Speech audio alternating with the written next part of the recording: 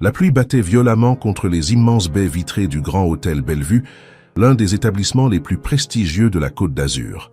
Les gouttes d'eau ruisselaient comme des larmes sur les vitres, créant un rideau liquide qui déformait la vue sur la Méditerranée. Dans le hall somptueux au marbre de Carrare et au lustre de cristal de Bohême, l'ambiance feutrée contrastait avec la tempête qui faisait rage à l'extérieur. Les clients, tous vêtus de tenues onéreuses, circulaient avec cette élégance désinvolte que seule la richesse peut conférer. Derrière le comptoir de réception en acajou massif, Julie Moreau, 26 ans, ajustait nerveusement son tailleur impeccable. Fille d'un modeste employé de bureau et d'une institutrice, elle avait grandi dans un petit appartement de banlieue en rêvant d'un monde de luxe qu'elle ne côtoyait qu'à travers les magazines. Ce poste de réceptionniste au Grand Hôtel Bellevue représentait pour elle l'aboutissement de ses ambitions. Certes, elle n'était qu'une employée, mais elle évoluait dans un univers de raffinement qui la grisait.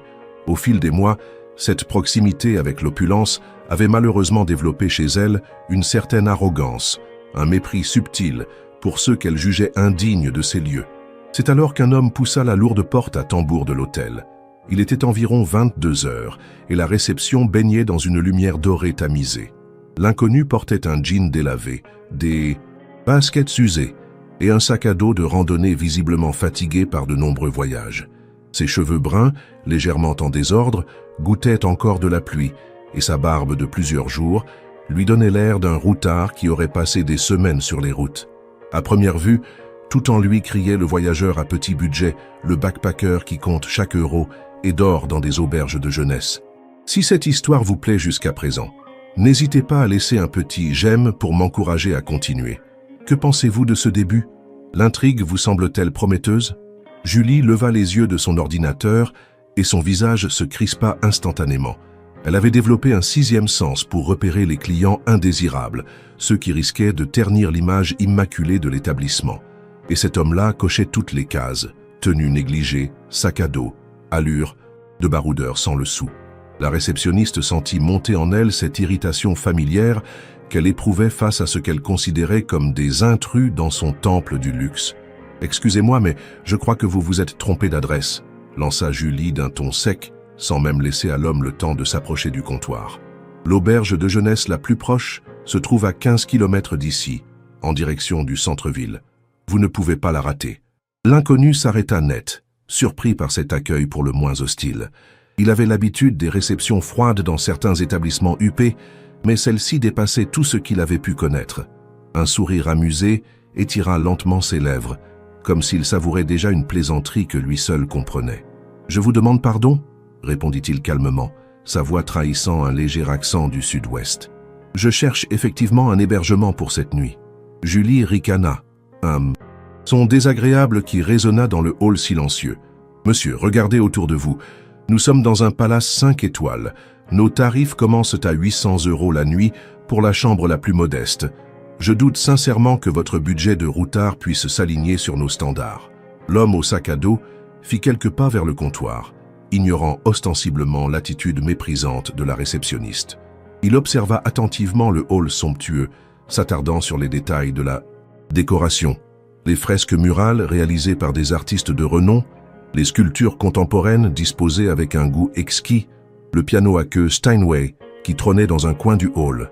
Son regard était celui d'un connaisseur, pas d'un simple touriste impressionné. « 800 €, dites-vous » murmura-t-il pensivement. « C'est effectivement un tarif.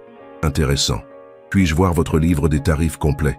J'aimerais connaître les prix de vos suites. » Cette demande déstabilisa Julie. D'ordinaire, les backpackers battaient en retraite dès l'annonce des prix, penauds et confus. Mais cet homme semblait au contraire stimulé par l'information. La réceptionniste sentit poindre une première fissure dans sa certitude, mais son orgueil l'empêcha de revoir son jugement. « Écoutez, monsieur », commença Julie en appuyant volontairement sur le monsieur d'un ton condescendant. « Je ne veux pas vous faire perdre votre temps. Nos suites vont de 2 000 à 15 000 € la nuit. La suite présidentielle au dernier étage coûte 25 000 €.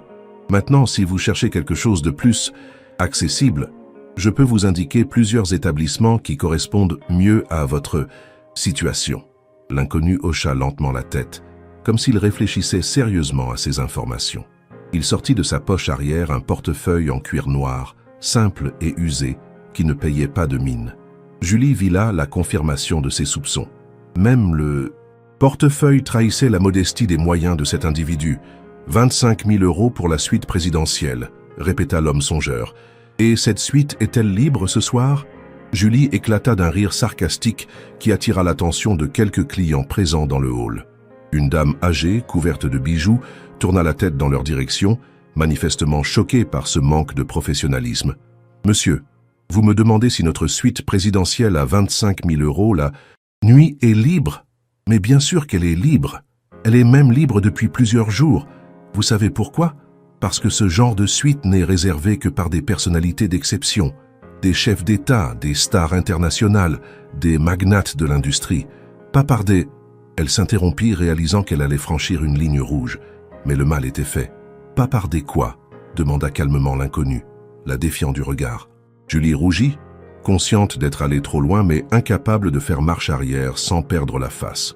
Par des personnes qui ne correspondent pas à notre clientèle habituelle, finit-elle par bredouiller. Un silence pesant s'installa. L'homme au sac à dos posa ses mains sur le comptoir en marbre et fixa intensément la réceptionniste. Ses yeux, d'un bleu acier remarquable, semblaient percer l'âme de Julie. Il y avait dans ce regard une profondeur, une intelligence et quelque chose d'indéfinissable qui commença à troubler la jeune femme. « Vous savez, » dit finalement l'inconnu d'une voix douce mais ferme, « j'ai séjourné dans les plus beaux hôtels du monde, du Ritz à Paris au Plaza à New York, en passant par le Savoy à Londres. Et jamais, au grand jamais, je n'ai été accueilli avec un tel mépris, même quand j'étais étudiant et que je portais des vêtements bien plus modestes que ceux-ci. » Ces paroles troublèrent Julie plus qu'elle ne voulait l'admettre. Il y avait dans le ton de cet homme une assurance tranquille, une noblesse naturelle qui contrastait étrangement avec son apparence négligée. Mais l'orgueil de la réceptionniste était trop fort pour accepter qu'elle puisse s'être trompée. « Monsieur, je ne doute pas que vous ayez pu visiter ces établissements, peut-être en tant que touriste pour admirer les halls, mais séjourner, c'est différent. Nos clients ne se présentent pas en jeans troués et baskets usées. » L'inconnu baissa les yeux sur sa tenue et un sourire énigmatique apparut sur ses lèvres. « Vous avez raison, ma tenue n'est pas des plus élégantes ce soir. J'ai passé la journée à visiter les chantiers de construction du nouveau complexe hôtelier que nous développons près de Cannes. La pluie m'a surpris sur le chemin du retour. »« Nous » releva Julie, intriguée malgré elle. « Mon groupe et moi » précisa l'homme sans donner plus de détails. La réceptionniste sentit un doute s'immiscer dans son esprit. Et si cet homme disait vrai? Et s'il s'agissait d'un entrepreneur en visite d'affaires dont l'apparence décontractée ne reflétait pas la réalité financière? Mais non, se rassura-t-elle mentalement. Les vrais riches ne se baladèrent pas avec des sacs à dos de randonnée et des baskets trouées. Elle connaissait sa clientèle. « Écoutez, monsieur, » reprit Julie d'un ton qu'elle voulait plus conciliant mais qui restait condescendant. « Je ne veux pas être désagréable, mais j'ai des responsabilités envers l'image de cet établissement. Nos clients paient très cher pour évoluer dans un environnement d'exception. Je suis sûr que vous comprendrez que nous ne pouvons pas... » Elle fut interrompue par l'arrivée de Madame Dubois, la directrice adjointe de l'hôtel. C'était une femme d'une cinquantaine d'années, élégante et expérimentée, qui dirigeait les opérations avec une main de fer dans un gant de velours. Elle avait observé la scène depuis son bureau en mezzanine et avait décidé d'intervenir, car l'attitude de Julie commençait à attirer l'attention des autres clients. « Bonsoir, mademoiselle Moreau, monsieur », dit-elle en s'approchant du comptoir. « Y a-t-il un problème ?» Julie se redressa, soulagée de voir arriver sa supérieure. Elle était certaine qu'elle allait la soutenir et mettre fin à cette situation embarrassante. « Madame Dubois, ce monsieur souhaite réserver une chambre, mais je lui expliquais que nos tarifs et notre standing ne correspondent peut-être pas à ses attentes, » expliqua-t-elle avec un sourire confiant. La directrice adjointe observa attentivement l'inconnu. Contrairement à Julie, elle avait appris au cours de ses 25 années dans l'hôtellerie de luxe à ne jamais juger un client sur sa seule apparence. Elle avait vu trop d'excentriques millionnaires et de milliardaires discrets pour commettre cette erreur. « Je vois », dit-elle calmement. « Et monsieur souhaite quel type d'hébergement ?» L'homme au sac à dos se tourna vers elle avec un sourire reconnaissant. « Bonsoir, madame. Je souhaiterais réserver votre suite présidentielle pour cette nuit. » Un silence stupéfait accueillit cette déclaration. Julie ouvrit la bouche, prête à protester, mais Madame Dubois lui lança un regard qui la fit taire immédiatement. « Très bien, monsieur. Puis-je voir une pièce d'identité et un moyen de paiement ?» demanda-t-elle avec le professionnalisme qui la caractérisait. L'inconnu sortit de son portefeuille usé une carte d'identité française et une carte de crédit. Madame Dubois prit les documents et les examina attentivement. Soudain, son visage changea d'expression. Ses yeux s'écarquillèrent et elle relut plusieurs fois le nom inscrit sur les documents, comme si elle n'arrivait pas à croire ce qu'elle voyait. « Monsieur Alexandre Beaumont ?» balbutia-t-elle, la voix tremblante. Julie fronça les sourcils. Ce nom lui disait vaguement quelque chose, mais elle n'arrivait pas à le situer. En revanche, la réaction de sa supérieure était éloquente. Elle ne l'avait jamais vu dans un tel état de sidération. « C'est exact », confirma l'homme avec un sourire bienveillant. « J'espère que cela ne pose pas de problème ?» Madame Dubois déglutit péniblement. « Monsieur Beaumont, mais nous ne vous attendions pas. Si nous avions su la direction, Monsieur Richardson aurait voulu être prévenu de votre visite. » Julie commençait à comprendre qu'il se passait quelque chose d'important, mais elle ne saisissait toujours pas quoi. Qui était donc cet Alexandre Beaumont pour provoquer une telle réaction chez la directrice adjointe? « Monsieur Richardson n'avait pas à être prévenu, » répondit Alexandre Beaumont d'un ton apaisant. « Je ne suis pas en visite officielle. Je voulais simplement passer une nuit tranquille dans l'un de nos établissements sans tout le protocole habituel. »« Nos établissements ?» répéta Julie, de plus en plus perdue. Madame Dubois se tourna vers elle, le visage blême. « Julie, j'aimerais vous présenter Monsieur Alexandre Beaumont, PDG et propriétaire unique du groupe Beaumont International, qui possède cette chaîne d'hôtels. Monsieur Beaumont est notre patron. » Le monde de Julie s'écroula en une seconde. Elle sentit ses jambes fléchir et dut s'appuyer au comptoir pour ne pas tomber. Le sang quitta son visage et elle eut l'impression que l'air se raréfiait autour d'elle. Alexandre Beaumont. Bien sûr qu'elle connaissait ce nom. Comment avait-elle pu être aussi stupide? Il s'agissait de l'un des hommes les plus riches de France, propriétaire d'une chaîne d'hôtels de luxe qui s'étendait sur les 5 continents. Un milliardaire discret qui apparaissait rarement dans les médias, préférant laisser ses directeurs sous les feux des projecteurs. Je suis désolé, Monsieur Beaumont, bredouilla Julie, la voix brisée par l'émotion. Je ne savais pas, Alexandre Beaumont leva une main pour l'interrompre. Vous ne saviez pas qui j'étais, c'est exact. Mais est-ce que cela change quelque chose à la façon dont vous devriez traiter n'importe quel client potentiel? Cette question, posée avec une tranquillité déconcertante, fut plus douloureuse pour Julie que n'importe quel reproche. Elle réalisa soudain l'énormité de son erreur, non seulement professionnelle mais aussi humaine. « Madame Dubois, » continua Alexandre Beaumont, « pourriez-vous s'il vous plaît préparer la suite présidentielle? Et je souhaiterais également qu'une réunion soit organisée demain matin avec l'ensemble du personnel de réception. Il semble que nous ayons quelques points à clarifier concernant nos valeurs d'accueil. »« Bien sûr, Monsieur Beaumont. Tout de suite, » répondit la directrice adjointe en s'empressant de pianoter sur son ordinateur. Julie restait figée, incapable de prononcer un mot. Elle venait de commettre la pire erreur de sa carrière, humiliant et rejetant le propriétaire même de l'établissement qu'elle était censée représenter. Elle imaginait déjà la lettre de licenciement, les explications qu'elle devrait donner à ses parents, la honte qui l'accompagnerait longtemps. Alexandre Beaumont semble apercevoir sa détresse. « Mademoiselle Moreau, » dit-il en lisant le badge de la réceptionniste, « j'aimerais que nous ayons une conversation privée demain matin, avant la réunion générale. Pouvez-vous vous libérer vers 8 heures ?» Julie hocha la tête vigoureusement, incapable de refuser quoi que ce soit à cet homme qu'elle avait si gravement offensé. « Oui, bien sûr, Monsieur Beaumont, je serai là. »« Parfait, » sourit le milliardaire. « En attendant, puis-je avoir les clés de ma suite? Cette journée a été longue et j'ai hâte de me reposer. » Madame Dubois tendit précipitamment un passe magnétique doré, celui réservé aux suites de prestige. « Voici votre clé, Monsieur Beaumont. La suite présidentielle se trouve au 15e étage. Le personnel va immédiatement préparer la chambre selon vos préférences habituelles. »« Mes préférences ?»« Qu'habituelles, s'étonna Alexandre.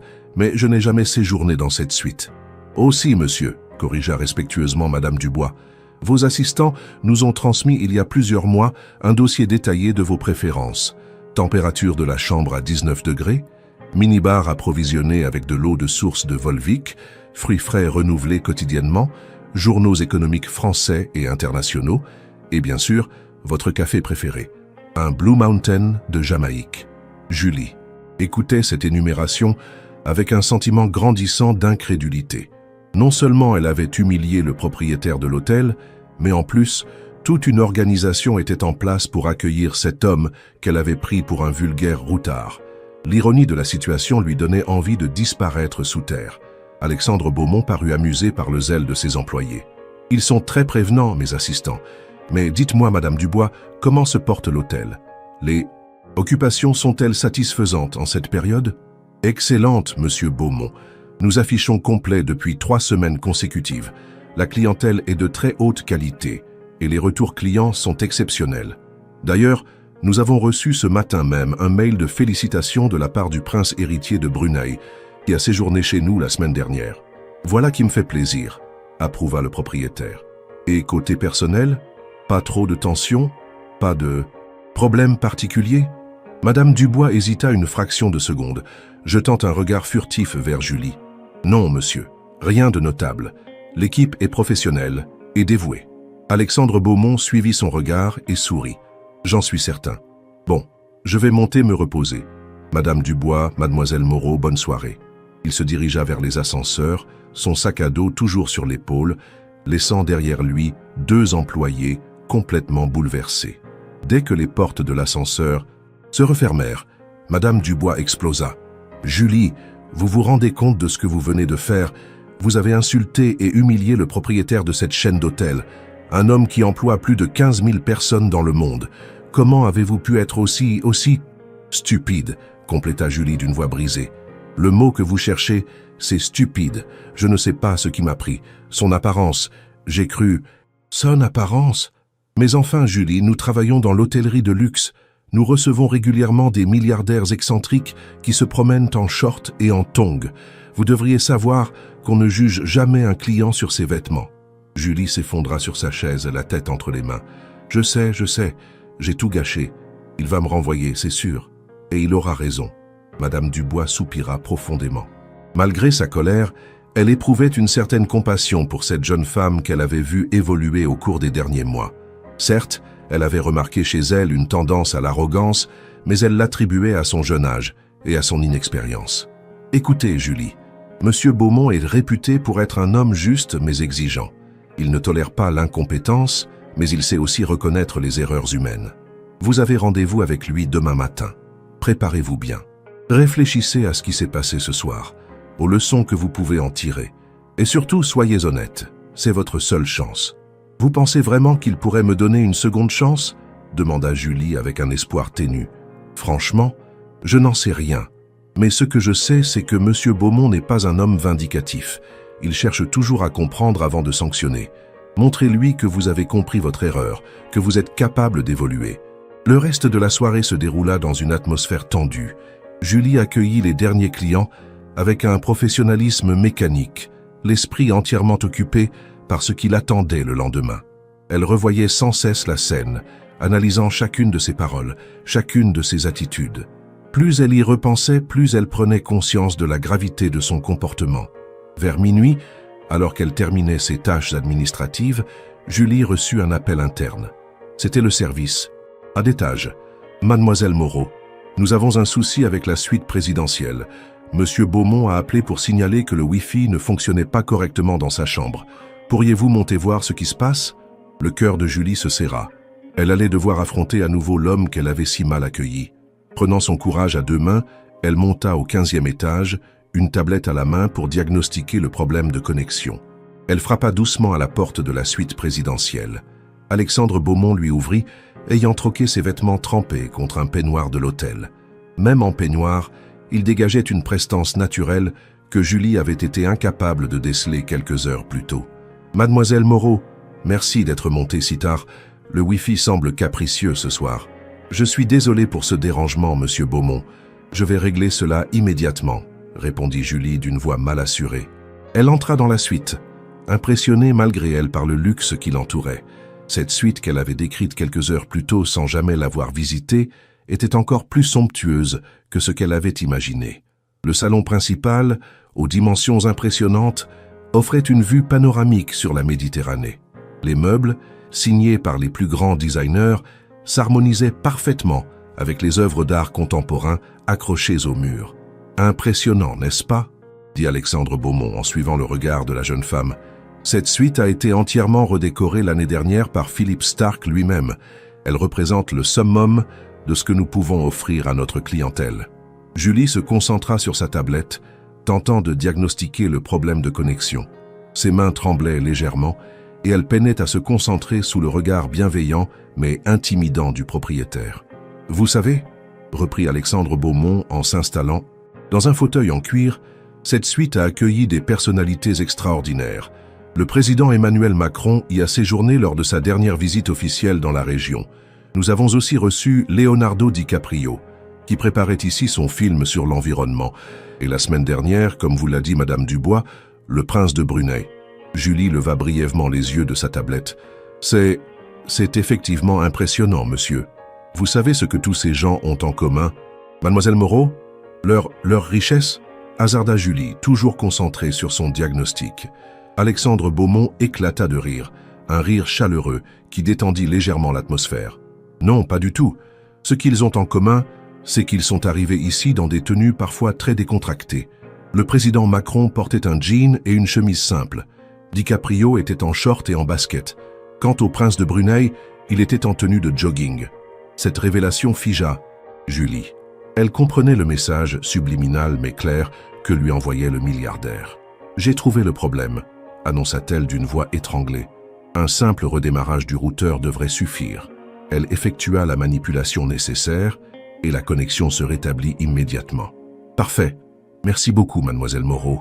Vous êtes très efficace. » Julie rangea sa tablette, prête à partir, mais Alexandre Beaumont la retint. « Avant que vous ne partiez, j'aimerais vous poser une question.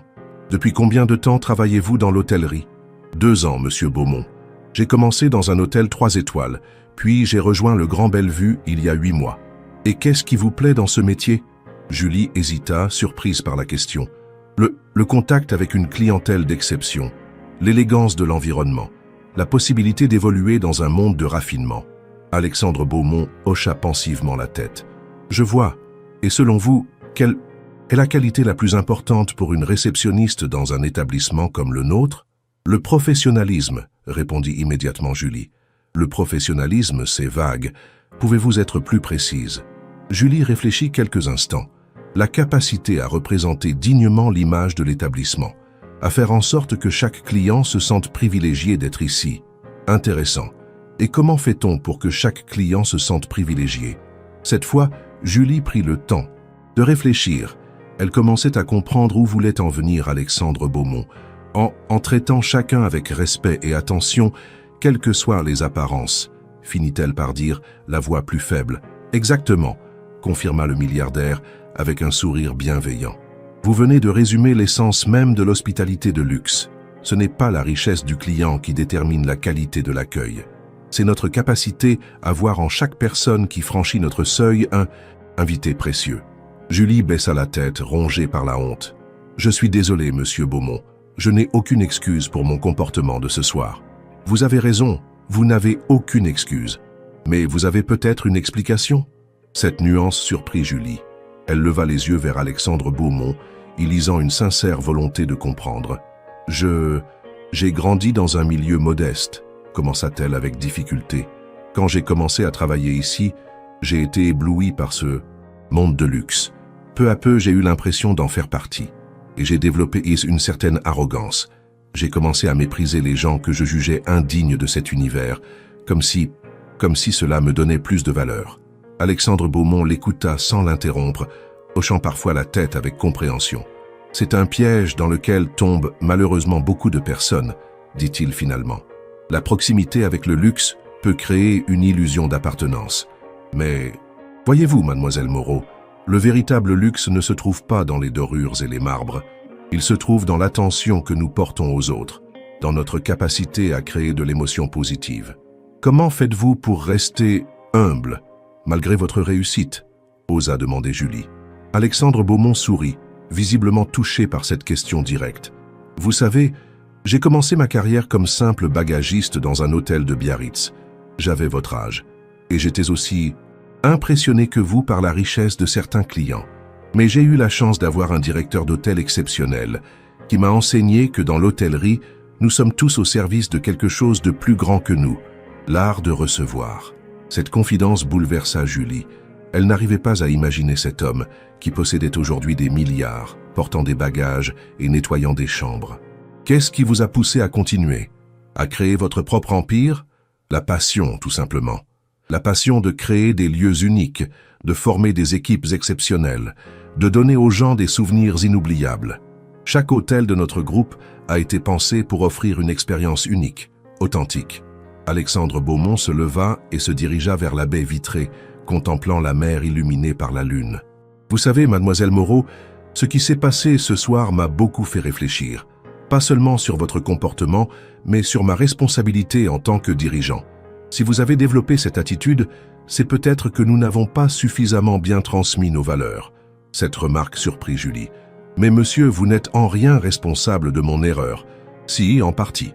Un leader doit s'assurer que sa vision, ses valeurs, soient comprises et partagées par tous.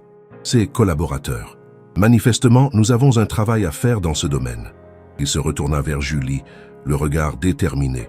C'est pourquoi j'ai décidé de mettre en place un programme de formation pour l'ensemble de nos équipes de réception. Un programme qui rappellera les fondamentaux de l'hospitalité, mais aussi qui sensibilisera à l'importance du respect de chaque individu. Julie n'en croyait pas ses oreilles. Non seulement Alexandre Beaumont ne semblait pas vouloir la renvoyer, mais en plus il transformait cette crise en opportunité d'amélioration. « Monsieur Beaumont, est-ce que cela signifie que vous me donnez une seconde chance ?» Le milliardaire la regarda intensément pendant quelques secondes qui parurent une éternité à Julie. « Mademoiselle Moreau, je vais vous dire quelque chose que mon mentor m'a dit il y a 20 ans. On ne juge pas une personne sur ses erreurs, mais sur sa capacité à les reconnaître et à en tirer des leçons. Ce soir, vous avez montré cette capacité.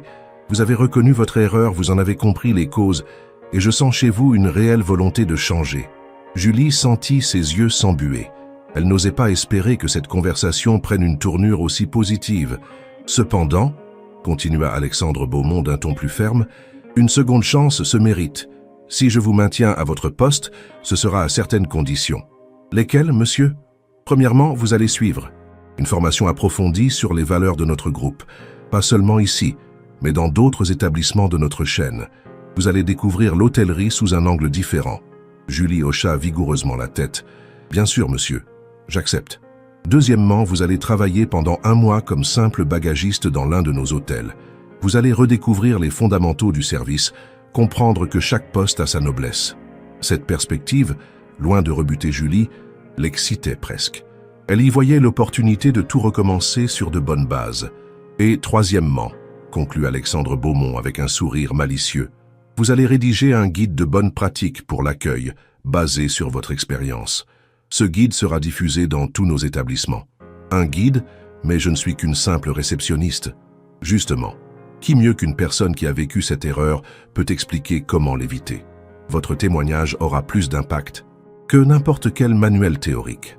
Julie se sentait submergée par la générosité et la sagesse de cet homme qu'elle avait si maltraité. « Monsieur Beaumont, je ne sais pas comment vous remercier. Je vous promets que vous ne le regretterez pas. Je l'espère, mademoiselle Moreau, mais n'oubliez jamais que cette seconde chance, vous devrez la mériter chaque jour. L'humilité ne s'acquiert pas en une nuit. C'est un travail constant. » Alexandre Beaumont se dirigea vers la porte, signifiant que l'entretien touchait à sa fin. « Une dernière chose, » dit-il en ouvrant la porte. « Demain matin, lors de notre réunion officielle, je ferai comme si cette conversation n'avait jamais eu lieu. Je vous traiterai comme n'importe quel employé ayant commis une erreur. Il faudra que vous fassiez vos preuves devant toute l'équipe. Je comprends, monsieur. Et merci encore. Bonne nuit, mademoiselle Moreau. Reposez-vous bien. Les prochaines semaines vont être intenses. » Julie quitta la suite présidentielle avec un sentiment étrange, mélange de soulagement, de reconnaissance et d'appréhension. Elle avait évité le pire, mais elle savait que le plus difficile restait à venir. Elle devait maintenant prouver qu'elle méritait cette seconde chance exceptionnelle. Le lendemain matin, à 8 heures précises, Julie se présenta dans le bureau de direction, situé au 2e étage de l'hôtel. Elle avait passé une nuit blanche, répétant mentalement ce qu'elle allait dire, analysant ses erreurs, préparant son plan de remédiation. Alexandre Beaumont l'attendait, vêtu cette fois d'un costume sombre impeccablement coupé qui révélait mieux sa stature de grand patron. Le contraste avec l'homme en jean de la veille était saisissant. Madame Dubois était également présente, ainsi que Monsieur Richardson, le directeur général de l'hôtel, un homme d'une 60aine d'années que Julie n'avait encore jamais rencontré. « Mademoiselle Moreau, commença Alexandre Beaumont d'un ton formel, nous sommes réunis ce matin pour évoquer les événements d'hier soir. Pourriez-vous nous expliquer ce qui s'est passé selon votre point de vue ?» Julie prit une profonde inspiration. Elle avait décidé d'être totalement honnête, même si cela devait aggraver son cas. Hier soir, un client s'est présenté à la réception. Jugeant sur son apparence que ses moyens financiers ne correspondaient pas au standing de l'établissement, je l'ai accueilli de manière méprisante et discriminatoire. Je lui ai refusé l'accès sans même écouter sa demande. Mon comportement a été indigne de ce que représente cet hôtel et notre groupe. Monsieur Richardson fronça les sourcils. Indigne, c'est le mot. Mademoiselle Moreau, vous rendez-vous compte que votre attitude aurait pu créer un incident diplomatique majeur si ce client avait été une personnalité étrangère? Oui, monsieur. Je m'en rends parfaitement compte maintenant. Et qu'est-ce qui vous a poussé à agir ainsi? Intervint Madame Dubois. Julie hésita. Elle pouvait mentir, invoquer une mauvaise journée, le stress. Mais elle choisit la vérité. L'arrogance, madame, j'ai développé au fil des mois une attitude méprisante envers les personnes que je jugeais indignes de cet établissement. J'ai confondu proximité avec le luxe et appartenance à ce monde. J'ai oublié les valeurs fondamentales du service. Alexandre Beaumont échangea un regard avec ses collaborateurs. Mademoiselle Moreau, votre honnêteté vous honore, mais l'honnêteté ne suffit pas à réparer les dégâts. Que proposez-vous pour remédier à cette situation? C'était le moment crucial. Julie sortit une feuille qu'elle avait préparée pendant la nuit. J'ai réfléchi à un plan d'amélioration personnelle, monsieur Beaumont. Premièrement, je souhaiterais suivre une formation approfondie sur les valeurs du groupe et les techniques d'accueil. Deuxièmement, je propose de travailler bénévolement quelques heures par semaine dans des associations caritatives pour retrouver le contact avec des réalités diverses. Troisièmement, je souhaiterais rédiger un témoignage sur cette expérience qui pourrait servir de mise en garde pour d'autres employés. Monsieur Richardson parut impressionné par cette approche proactive. C'est une démarche intéressante, mademoiselle Moreau. Mais dites-nous, pourquoi devrions-nous vous faire confiance après un tel écart? Parce que cette erreur m'a ouvert les yeux, monsieur. J'ai pris conscience de mes défauts et je suis déterminé à les corriger. Je sais que les mots ne suffisent pas, mais donnez-moi l'opportunité de le prouver par mes actes. Alexandre Beaumont prit la parole. Mademoiselle Moreau, nous avons décidé de vous offrir une seconde chance, mais celle-ci s'accompagne de conditions strictes. Il énuméra ensuite les mêmes conditions qu'il avait évoquées la veille. Formation, stage comme bagagiste, rédaction du guide. Julie fit mine de découvrir ses propositions, jouant le jeu comme convenu. J'accepte toutes ces conditions, monsieur. Beaumont, quand puis-je commencer? Immédiatement, vous allez d'abord effectuer votre stage de bagagiste dans notre hôtel de Cannes. Une semaine pour retrouver l'humilité, puis vous reviendrez ici pour reprendre progressivement vos fonctions sous la supervision directe de Madame Dubois. Merci, monsieur. Je ne vous décevrai pas. Monsieur Richardson intervint une dernière fois. Mademoiselle Moreau, j'espère que vous mesurez la chance extraordinaire que vous avez. En 20 ans de carrière, je n'ai jamais vu un dirigeant faire preuve d'une telle clémence après un tel incident. Je le mesure parfaitement, monsieur Richardson, et je compte bien me montrer digne de cette confiance. La réunion se termina sur cette note. Julie quitta le bureau avec un mélange de soulagement et de détermination. Elle avait une seconde chance et elle était bien décidée à la saisir. Si vous appréciez cette histoire jusqu'à présent, n'hésitez pas à laisser un j'aime pour m'encourager. Que pensez-vous de l'évolution des personnages? L'intrigue vous tient-elle en haleine? Les semaines qui suivirent furent une véritable révélation pour Julie. Son stage de bagagiste à Cannes lui fit redécouvrir l'hôtellerie sous un angle complètement différent.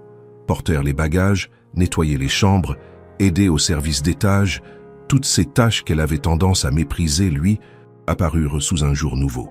Elle comprit que chaque poste contribuait à la magie de l'expérience client, que chaque employé, du plus humble au plus gradé, avait un rôle essentiel à jouer. La directrice de l'hôtel de Cannes, Madame Bertrand, avait été mise dans la confidence.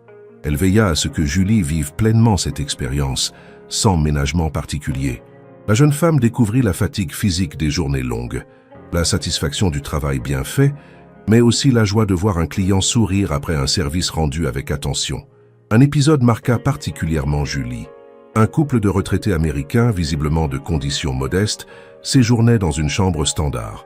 Ils économisaient depuis des années pour s'offrir ce voyage de rêve en France. Julie, qui portait leurs bagages, fut touchée par leur émerveillement devant chaque détail de l'hôtel. Elle prit le temps de leur expliquer l'histoire du bâtiment, de leur donner quelques conseils pour visiter la région. Le soir, ils vinrent la remercier chaleureusement, disant que son accueil avait rendu leur séjour inoubliable. Ce moment lui fit comprendre que le véritable luxe n'était pas dans le prix payé par le client, mais dans l'attention et l'humanité qu'on lui portait. De retour au Grand Hôtel Bellevue, Julie reprit ses fonctions avec un regard complètement transformé. Chaque client qui franchissait le seuil était accueilli avec la même attention respectueuse, qu'il soit en smoking ou en short. Sa transformation était si visible que ses collègues s'en étonnaient. Madame Dubois, qui supervisait son retour, était impressionnée par cette évolution. « Julie, qu'est-ce qui vous est arrivé? Vous n'êtes plus la même personne. »« J'ai retrouvé l'essentiel, » répondait-elle simplement. « J'avais oublié pourquoi j'avais choisi ce métier. Maintenant, je m'en souviens. » Le guide de bonne pratique qu'elle rédigeait prenait forme peu à peu. Elle y racontait son expérience, analysait ses erreurs, proposait des pistes de réflexion. Ce document, relu et amendé par Alexandre Beaumont lui-même, allait devenir un outil de formation utilisé dans tous les établissements du groupe. 3 mois après l'incident, Alexandre Beaumont organisa une nouvelle visite au Grand Hôtel Bellevue. Cette fois, il s'annonça officiellement, arrivant en limousine et en costume, entouré de ses collaborateurs. Julie l'accueillit avec le professionnalisme parfait qu'elle avait développé, mais aussi avec une chaleur humaine qui n'échappa pas aux milliardaires. Après la visite officielle, Alexandre Beaumont demanda à s'entretenir en privé avec Julie. « Alors, mademoiselle Moreau, comment vous sentez-vous dans vos nouvelles fonctions ?»« Épanoui, monsieur Beaumont. J'ai l'impression de découvrir mon métier pour la première fois. Vos supérieurs me font des retours excellents. Madame Dubois me dit que vous êtes devenu un modèle pour l'équipe. » Julie rougit légèrement. « Je fais de mon mieux pour me racheter, monsieur. » « Vous vous rachetez, mais vous faites plus que cela. Vous grandissez, et c'est exactement ce que j'espérais voir. » Alexandre Beaumont marqua une pause, semblant réfléchir. « Mademoiselle Moreau, j'ai une proposition à vous faire. Nous ouvrons dans 6 mois un nouvel établissement à Biarritz, l'hôtel où j'ai commencé ma carrière. Nous cherchons une chef de réception pour diriger cette équipe. Le poste vous intéresse-t-il » Julie faillit tomber de sa chaise. « Chef de réception, mais monsieur, il y a 3 mois, j'ai failli être renvoyée. Et c'est justement pour cela que vous êtes la candidate idéale. Vous connaissez l'importance de l'humilité. Vous avez vécu les conséquences de l'arrogance. Vous saurez transmettre ces valeurs à votre équipe. Je ne sais pas quoi dire. C'est un honneur immense, mais je ne suis pas sûr d'être prête. La modestie vous honore, mais ne vous sous-estimez pas. Vous avez montré une capacité de remise en question remarquable. C'est exactement le profil que nous recherchons pour former les nouvelles générations. » Julie accepta cette promotion inespérée avec une humilité sincère. Elle savait qu'elle devrait faire ses preuves dans ce nouveau rôle, mais elle se sentait confiante. L'expérience traumatisante de 3 mois plus tôt était devenue la base de sa nouvelle philosophie professionnelle. Le jour de l'ouverture de l'hôtel de Biarritz, Alexandre Beaumont était présent pour l'inauguration. Julie, impeccable dans son nouveau tailleur de chef de réception, accueillait les premiers clients avec une équipe qu'elle avait formée selon les valeurs qu'elle avait si chèrement apprises.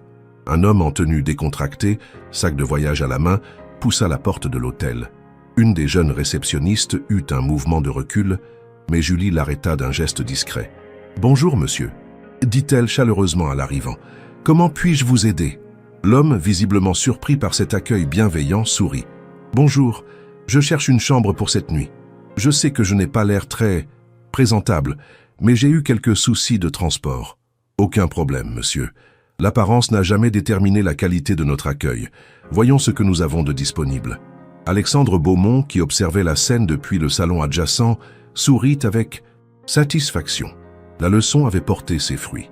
Julie était devenue l'incarnation parfaite des valeurs qu'il souhaitait voir appliquées dans tous ses établissements.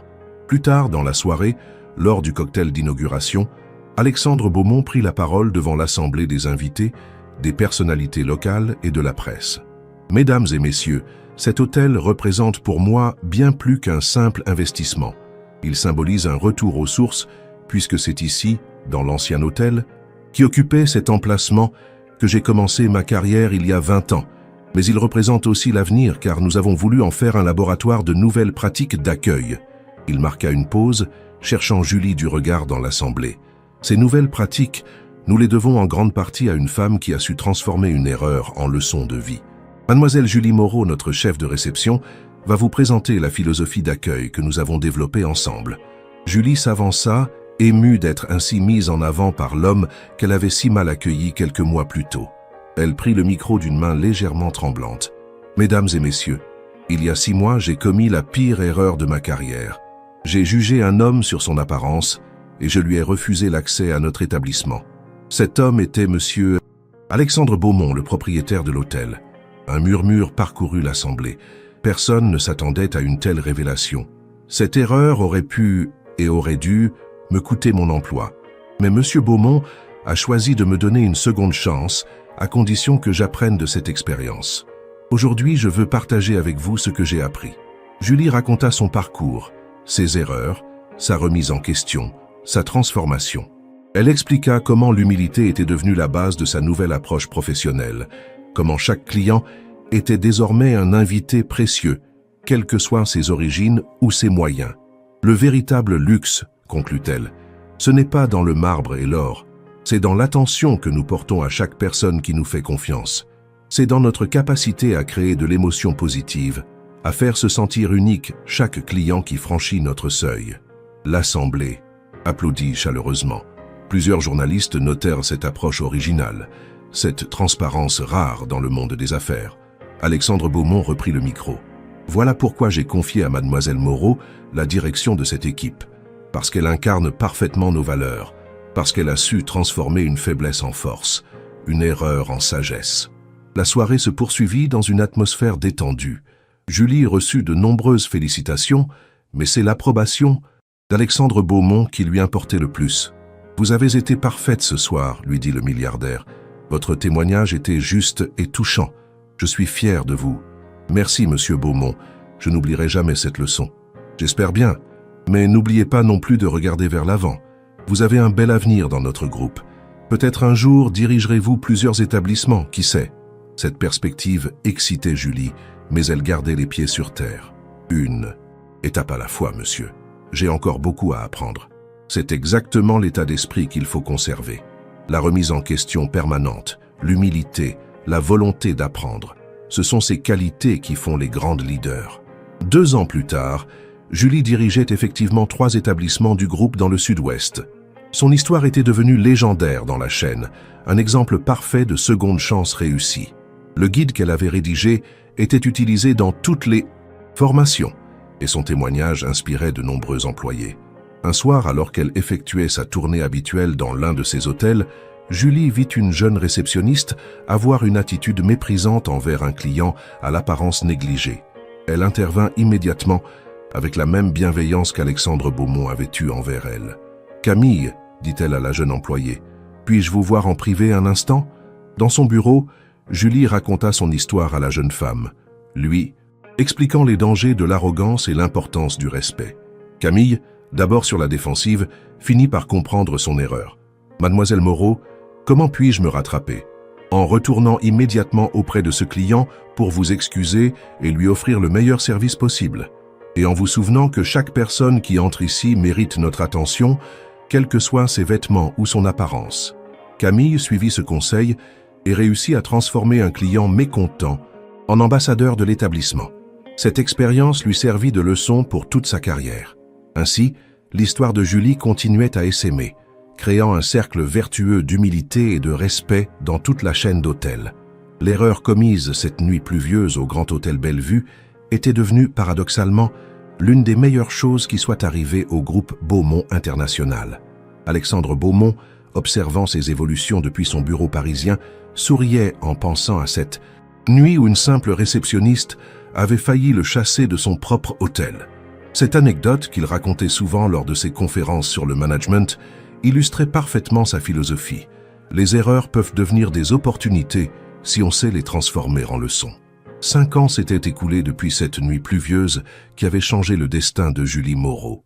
Assise dans son bureau directorial du 15e étage de la tour Beaumont International à Paris, elle contemplait la Seine qui serpentait majestueusement entre les immeubles haussmanniens. Son reflet dans la baie vitrée lui renvoyait l'image d'une femme épanouie, sûre d'elle, mais qui avait conservé cette humilité chèrement acquise. À 31 ans, Julie dirigeait désormais la division européenne du groupe, supervisant 15 établissements répartis dans 8 pays. Son ascension fulgurante dans la hiérarchie du groupe Beaumont International était devenue une source d'inspiration pour tous les employés. Mais ce matin-là, elle s'apprêtait à relever un défi d'une ampleur inédite. Alexandre Beaumont venait d'acquérir une chaîne d'hôtels en difficulté en Europe de l'Est et il avait confié à Julie la mission de redresser ces établissements qui avaient perdu leur âme et leur clientèle. C'était un test de taille, une opportunité de prouver que les valeurs qu'elle incarnait pouvaient transformer non seulement des individus, mais des entreprises entières. « Mademoiselle Moreau », annonça sa secrétaire, par l'interphone, « Monsieur Beaumont souhaite vous voir dans son bureau. Il dit que c'est au sujet de la mission Prague. » Julie ajusta son tailleur noir élégant et se dirigea vers l'ascenseur privé qui menait directement au bureau d'Alexandre Beaumont, situé au dernier étage de la tour. En montant, elle repensait au chemin parcouru. De simple réceptionniste arrogante à directrice régionale, le parcours avait été semé d'embûches, mais chaque obstacle avait renforcé sa détermination et affiné sa vision du leadership. Alexandre Beaumont l'accueillit avec son sourire chaleureux habituel. À 52 ans, le milliardaire avait conservé cette élégance naturelle qui l'avait toujours caractérisé, mais son regard reflétait désormais une sagesse acquise au fil des épreuves et des succès. « Julie, entrez, asseyez-vous, j'ai des nouvelles importantes concernant votre mission en République tchèque. » Elle prit place dans l'un des fauteuils en cuir face au bureau massif d'Alexandre. « J'espère que ce sont de bonnes nouvelles, monsieur Beaumont. Cela dépend de votre point de vue, sourit-il énigmatiquement. J'ai reçu ce matin le rapport complet de nos auditeurs sur la chaîne Zlata Praha que nous venons d'acquérir. La situation est encore pire que ce que nous pensions. » Il fit glisser un épais dossier vers Julie. 6 hôtels, tous en déficit chronique depuis 3 ans. Le personnel est démotivé, la clientèle fuit vers la concurrence et les standards de service sont au plus bas. Mais le plus inquiétant, c'est la culture d'entreprise toxique qui règne dans ces établissements. Julie ouvrit le dossier et parcourut rapidement les données. Les chiffres étaient effectivement alarmants. Taux d'occupation moyen de 40%, rotation du personnel de 85% par an, note client en chute libre sur toutes les plateformes de réservation. « Que s'est-il passé ?» demanda-t-elle en relevant les yeux. L'ancien propriétaire dirigeait ses hôtels comme des casernes. Hiérarchie rigide, mépris. Pour les employés, obsession du profit à court terme. Exactement l'inverse de notre philosophie. Résultat, les équipes ont intériorisé ces valeurs négatives, créant un environnement de travail hostile qui se ressent directement sur l'expérience client. Julie hocha la tête, comprenant l'ampleur du défi. « Et vous souhaitez que j'aille là-bas pour redresser la situation ?»« Plus que cela, » répondit Alexandre, en se levant pour se diriger vers la fenêtre. « Je veux que vous transformiez cette acquisition catastrophique en succès retentissant. Prouvez que notre approche basée sur l'humilité, le respect et l'authenticité peut inverser n'importe quelle situation, même la plus désespérée. Si cette suite vous plaît, n'hésitez pas à laisser un j'aime pour m'encourager à continuer. Comment trouvez-vous l'évolution de Julie? Pensez-vous qu'elle saura relever ce nouveau défi? C'est exactement le genre de mission qui me passionne, répondit Julie avec détermination. Quand puis-je partir? Dès la semaine prochaine, mais attention, vous ne partirez pas seul. J'ai constitué une équipe de choc pour vous accompagner. Thomas Mercier, que vous avez formé à Biarritz et qui dirige maintenant notre établissement de Monaco, sera votre bras droit.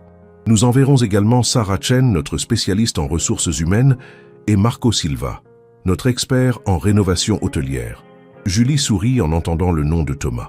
Le jeune homme qu'elle avait sauvé de la même erreur qu'elle avait commise était devenu un directeur d'hôtel exceptionnel, appliquant à la lettre les principes d'humilité et de respect qu'elle lui avait transmis. « Excellente équipe », approuva-t-elle. « Quelle est la feuille de route ?» Alexandre retourna s'asseoir et sortit un planning détaillé. 6 mois pour redresser la barre. 1er mois. Diagnostic approfondi et mise en place des nouvelles procédures. 2e et 3e mois. Formation intensive du personnel existant et recrutement. Ciblé. 4e et 5e mois. Rénovation et lancement de la nouvelle offre. 6e mois. Évaluation des résultats et ajustements. « Et si nous n'y arrivons pas ?» demanda Julie, toujours pragmatique. « Nous y arriverons », répondit Alexandre avec conviction. « Vous savez pourquoi j'ai confiance en vous, Julie ? Parce que vous avez vécu cette transformation de l'intérieur. Vous savez ce que c'est que de toucher le fond et de remonter.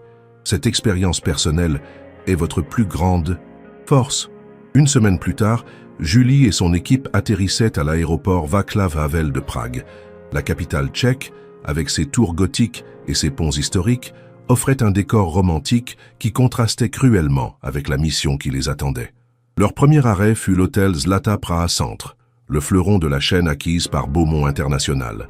Situé sur la place Venceslas, cet établissement 4 étoiles de 120 chambres avait été construit dans les années 1980 et n'avait jamais bénéficié de rénovation significative. Dès leur entrée dans le hall, l'équipe put mesurer l'ampleur du travail à accomplir. La décoration datée, l'éclairage blafard, les tapis usés et l'odeur de renfermé créaient une atmosphère déprimante qui n'invitait pas à la détente. Mais le plus choquant était l'attitude du personnel de réception. Derrière le comptoir, 2 employés discutaient bruyamment en tchèque, ignorant complètement l'arrivée des clients. L'une d'elles, une femme d'une quarantaine d'années au visage fermé, finit par lever les yeux avec une expression d'agacement visible. « Anno » dit-elle sèchement, utilisant le « oui » tchèque de manière abrupte. Julie s'avança avec son sourire professionnel le plus chaleureux. « Bonjour, nous avons une réservation au nom de Moreau. » La réceptionniste la regarda comme si elle venait de l'insulter. « Réservation ? You have document ?» demanda-t-elle en anglais approximatif, sans faire le moindre effort pour paraître accueillante. Thomas, qui accompagnait Julie, échangea un regard éloquent avec elle. Ils avaient déjà identifié le premier problème majeur, un personnel qui avait perdu toute notion de service client. Après un check-in laborieux et désagréable, l'équipe monta dans leurs chambres respectives pour déposer leurs affaires. Julie découvrit une chambre propre mais sans âme, meublée d'éléments disparates qui témoignaient d'un manque total de cohérence esthétique.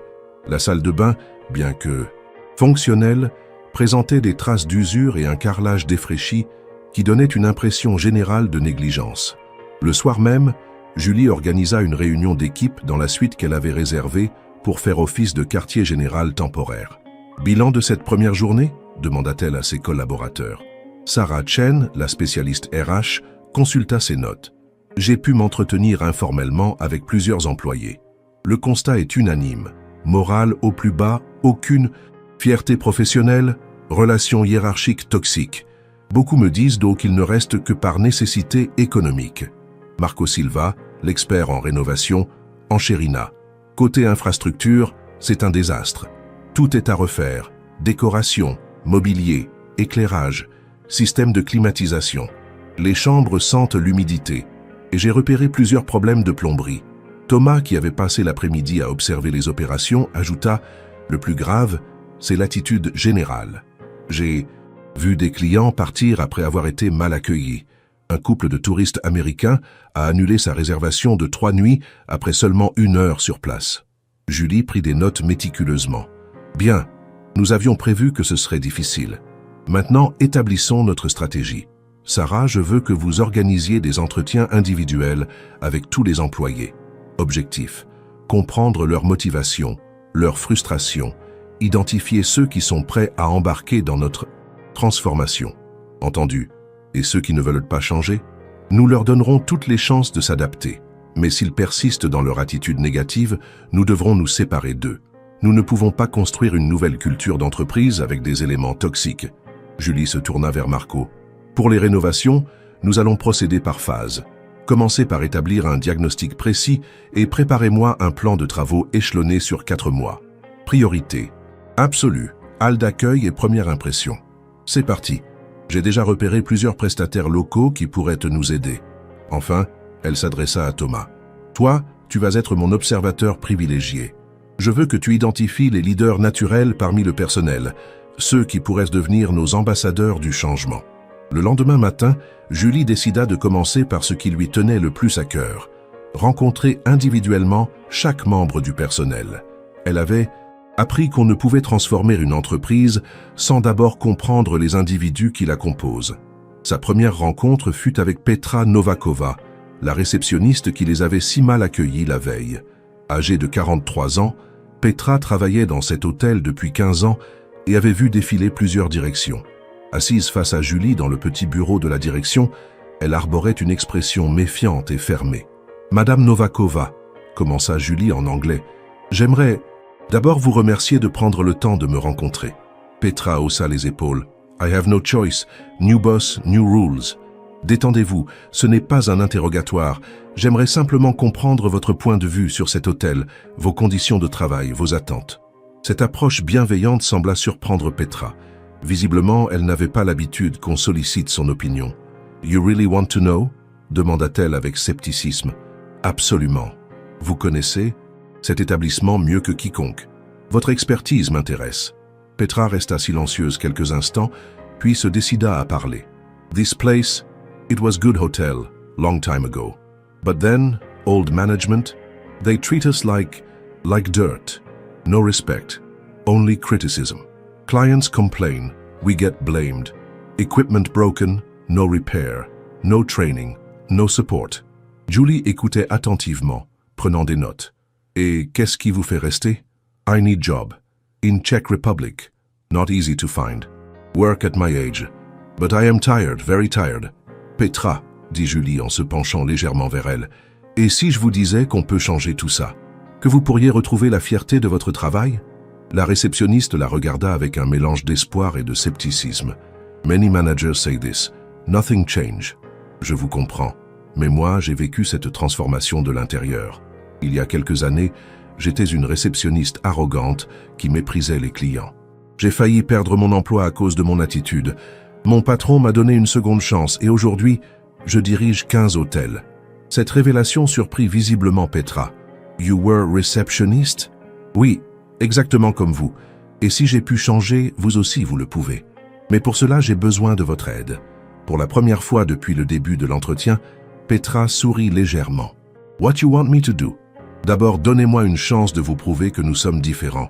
Ensuite, si vous décidez de nous faire confiance, aidez-moi à convaincre vos collègues que le changement est possible.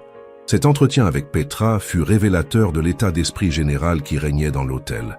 Au cours de la semaine suivante, Julie rencontra tous les employés, femmes de chambre, bagagistes, personnel de restauration, maintenance. Partout, elle trouvait la même lassitude, la même méfiance, mais aussi parfois une lueur d'espoir quand elle racontait sa propre histoire.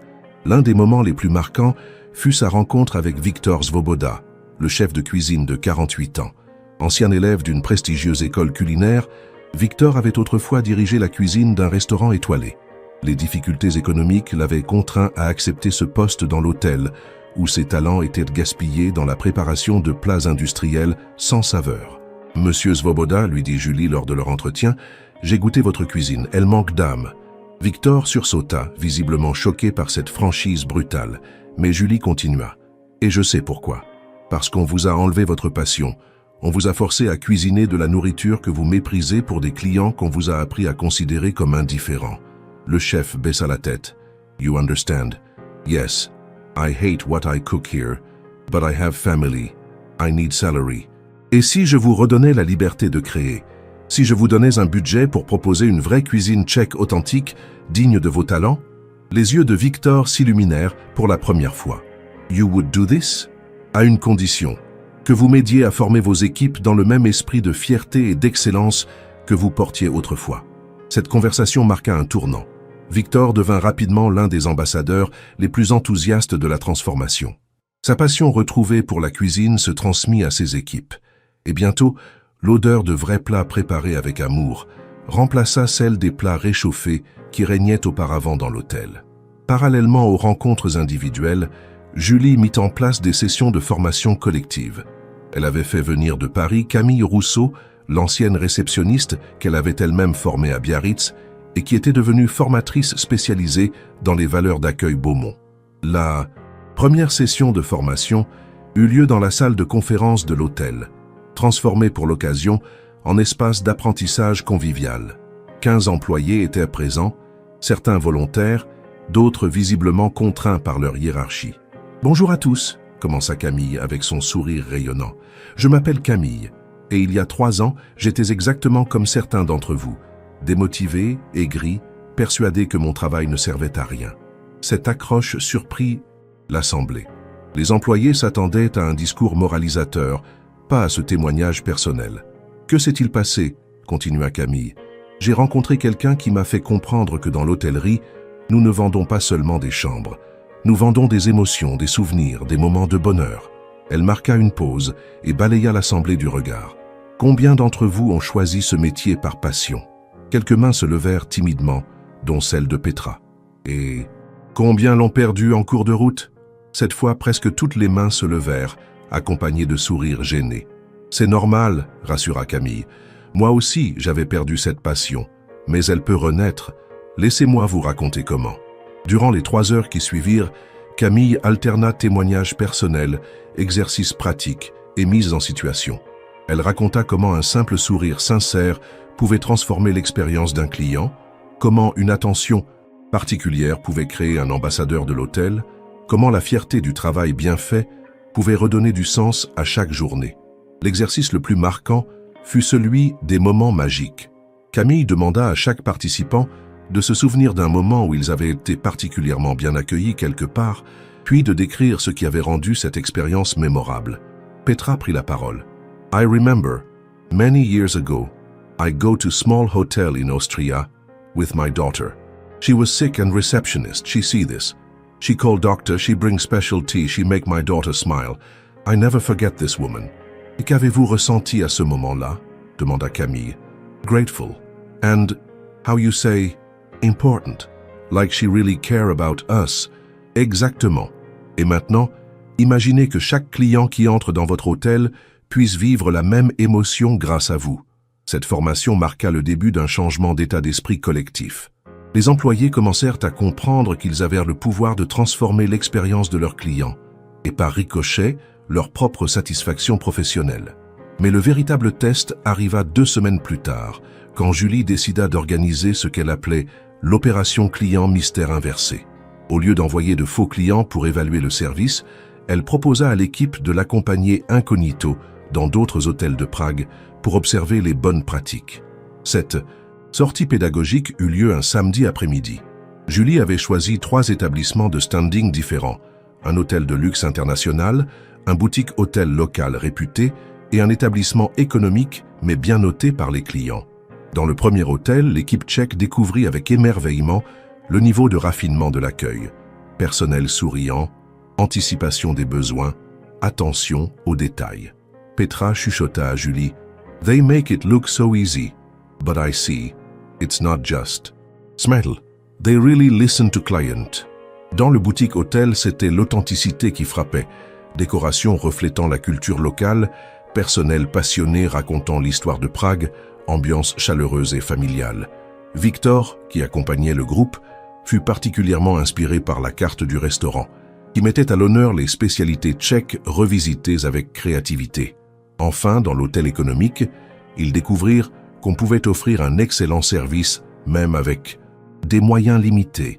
La propreté irréprochable, l'efficacité du personnel et la sincérité de l'accueil compensaient largement la simplicité des installations. Sur le chemin du retour, les commentaires fusaient. Did you see how they remember client's name after 5 minutes?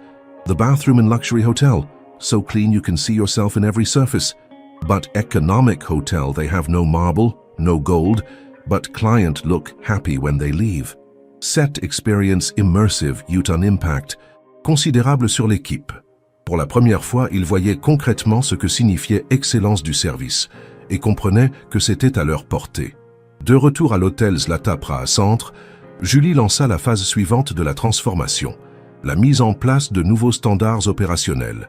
Mais contrairement aux anciennes méthodes autoritaires, elle impliqua le personnel dans la définition de ces standards.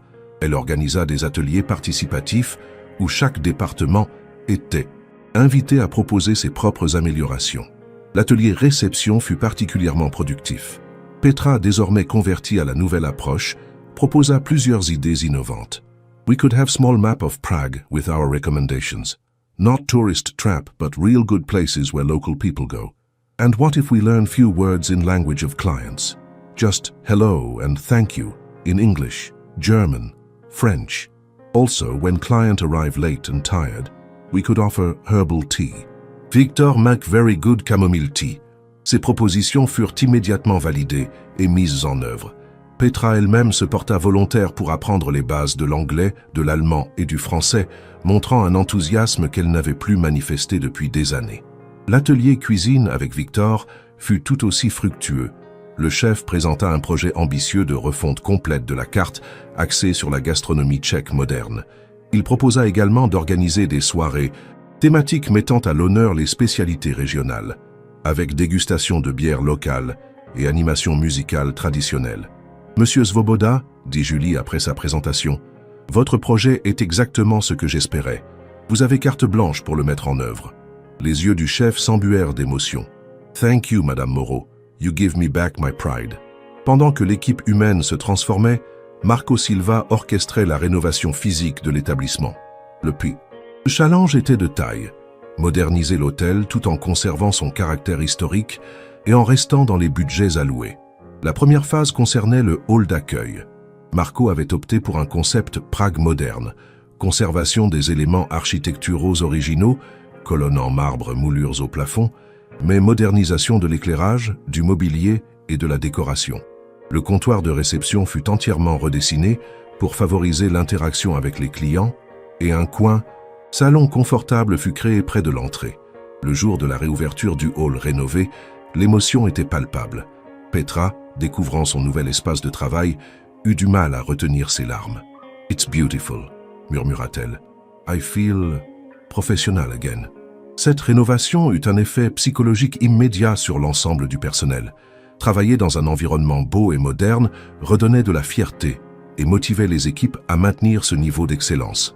Les transformations se succédaient à un rythme soutenu. Sarah Chen avait mis en place un système de reconnaissance du personnel qui récompensait les initiatives positives et les excellents retours clients. Chaque semaine, un Employee of the Week était mis à l'honneur, avec une prime et un article dans le journal interne de l'hôtel. Thomas, de son côté, avait organisé un système de parrainage où les employés les plus motivés encadraient les nouveaux arrivants, transmettant les valeurs Beaumont de manière peer-to-peer. Au bout de 3 mois, les premiers résultats étaient visibles.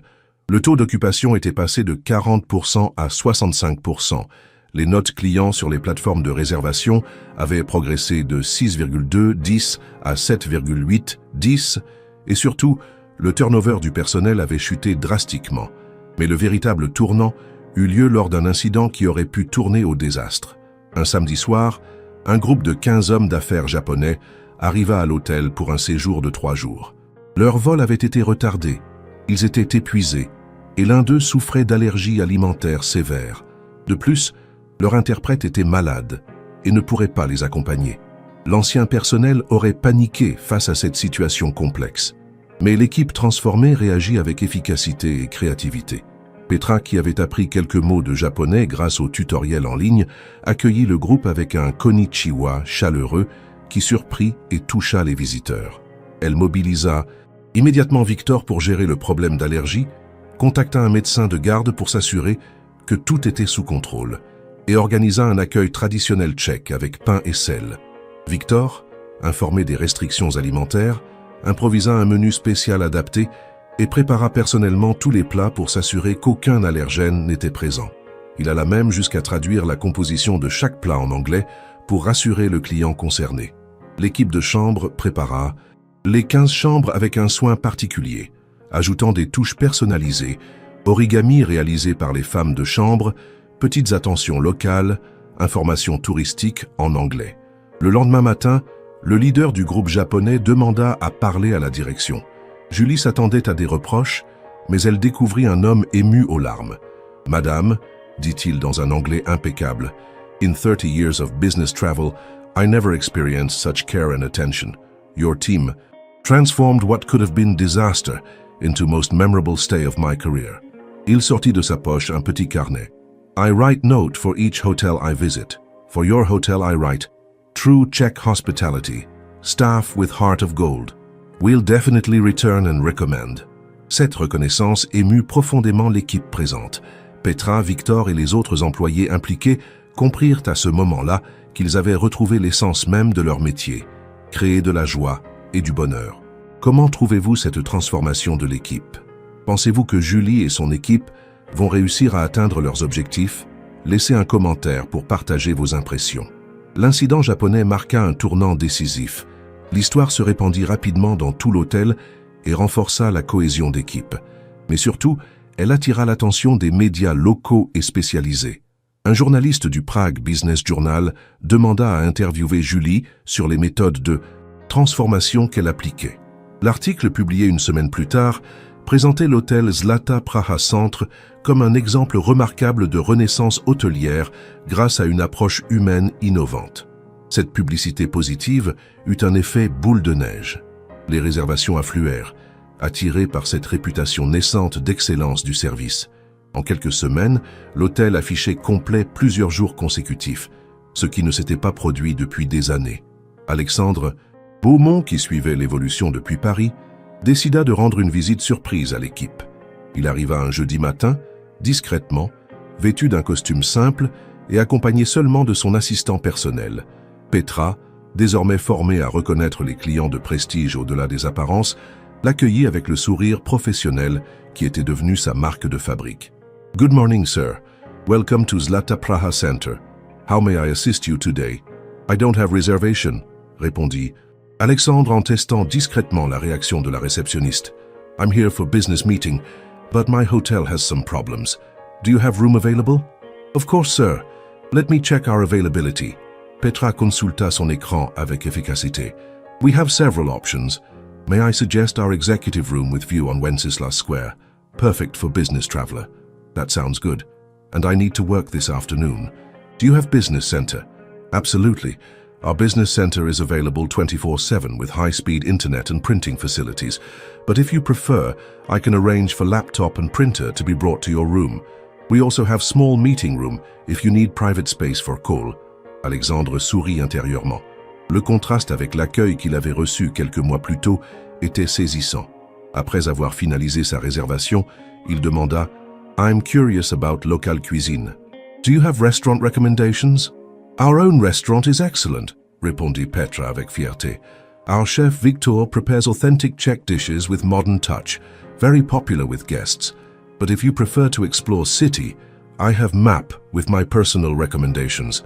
Not tourist places, but where Prague people really eat. » Cette proposition personnalisée, fruit des ateliers d'amélioration menés par Julie, impressionna Alexandre. Il accepta la carte des recommandations et monta dans sa chambre, officiellement pour se reposer, mais en réalité pour observer discrètement les opérations. Dans l'après-midi, il descendit au restaurant pour déjeuner. Victor, qui ne le reconnaissait pas, l'accueillit avec la même passion qu'il manifestait désormais pour tous ses clients. « Good afternoon, you are staying in hotel ?»